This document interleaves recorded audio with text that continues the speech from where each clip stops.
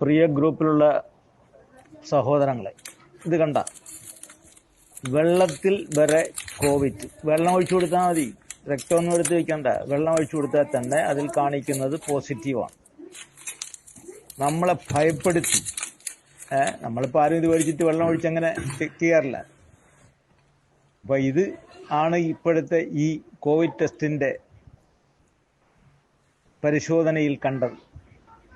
ഇത് നമ്മളെ ഭയപ്പെടുത്തി, നമുക്കൊരു കോവിറ്റും ഇല്ലെങ്കിലും ഭയപ്പെടുത്തി നമ്മളെ കൊണ്ട് ചികിത്സിപ്പിക്കുക, നമ്മളെ കയ്യിരിക്കുന്ന കാശ് പിടിച്ചു പറിക്കുക. ഇതാണ് ഇവരുടെ. ഇതിലെല്ലാവരും ഉണ്ട്. മാസ്ക് വിൽക്കുന്നവരും ഉൾപ്പെടെ ഇതിൻ്റെ പിന്നിലാണ് പ്രവർത്തിക്കുന്നത്.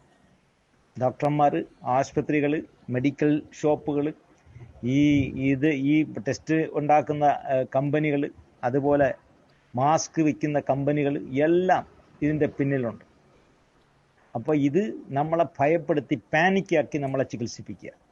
യഥാർത്ഥത്തിൽ ഒരു ചുക്ക് കാപ്പി ഇട്ട് കുടിച്ചാൽ തീരാവുന്ന ജലദോഷമേ ഇന്ന് കേരളത്തിലുള്ളൂ. അത് ടെസ്റ്റ് ചെയ്ത് അതിനെ പാനിക്കാക്കി, പേടിപ്പെടുത്തി, കോവിറ്റാക്കി നമ്മളെ കൊണ്ട് ചികിത്സിപ്പിക്കുക. ദയവ് ചെയ്ത് ഈ ഗ്രൂപ്പിലുള്ളവരെങ്കിലും, നമുക്കെല്ലാവരെയും ഒന്നും തിരുത്താനൊക്കില്ല, എങ്കിലും അറിയുന്നവർക്ക് ഷെയർ ചെയ്ത് കൊടുക്കുക. ഒരു ജലദോഷം ഈ മഴക്കാലത്ത് വരണം. നമ്മളെ ശരീരത്തിൻ്റെ ക്ലീനിങ് പ്രോസസ്സാണത്.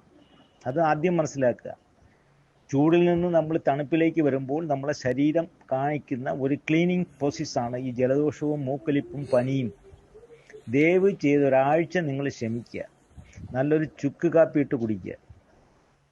പണ്ടുള്ള ആടലോടത്തിൻ്റെ ഇലയും തുളസി ഇലയും അതുപോലെ തന്നെ പനിക്കൂർക്ക ഇലയും ചുമക്കൂർക്ക ഇലയും ഒക്കെ ഇട്ട് കുറച്ച് മല്ലി, ചുക്ക്, കുരുമുളക്, തിപ്പലി ഇതെല്ലാം കൂടെ ഇട്ട് ഒരു കാപ്പി ഉണ്ടാക്കുക.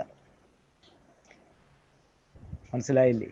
ഇത് പനങ്കൽക്കണ്ടോ ചുക്ക് കരിപ്പട്ടിയോ ഇഞ്ചിയോ ഒക്കെ തട്ടിയിട്ട് കൊണ്ട് കാപ്പി ഉണ്ടാക്കിയിട്ടിട്ട് ഒരു ദിവസം ഒരു 3-4 പ്രാവശ്യം നിങ്ങളെല്ലാവരും കുടുംബത്തോടെ കുടിച്ചു നോക്കി. ഉള്ളവർക്കും കുടിക്കാം, ഇല്ലാത്തവർക്കും കുടിക്കാം.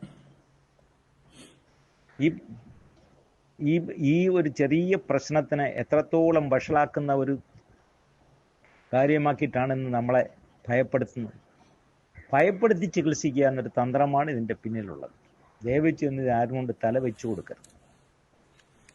നന്ദി, നമസ്കാരം.